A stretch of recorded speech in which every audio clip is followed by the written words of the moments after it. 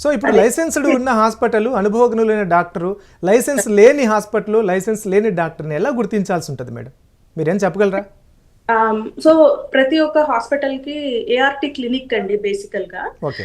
ART అంటే ఇప్పుడు మేము ఇట్లా ఫర్టిలిటీ ట్రీట్మెంట్స్ చేసే హాస్పిటల్స్ లో ఏంటంటే హ్మ్. వాళ్ళ రిజిస్ట్రేషన్ నెంబర్స్ కానీ ఎక్కడ రిజిస్ట్రేషన్ ఉండాలి అనేది ప్రతి ఒక్క హాస్పిటల్ కి ఎంట్రీలోనే ఉంటాయన్నమాట బోర్డ్స్. హ్మ్.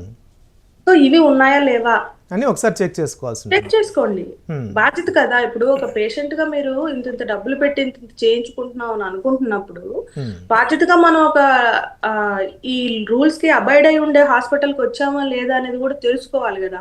హ్మ్. మేడం, నేను ఒక పర్సనల్ ఇష్యూ అడుగుతాను. అంటే మీరు మీ కెరియర్లో, అంటే మీ మీ ప్రొఫెషనల్ కెరియర్లో మీరు సరోగసి విధానంలో ఏమైనా కేసులు టేకప్ చేసిన అనుభవం ఉందా? చేశాను సార్. ఓకే. తరచూ వస్తూ ఉంటాయి సార్ ఈ కన్సల్టేషన్స్ మాకు.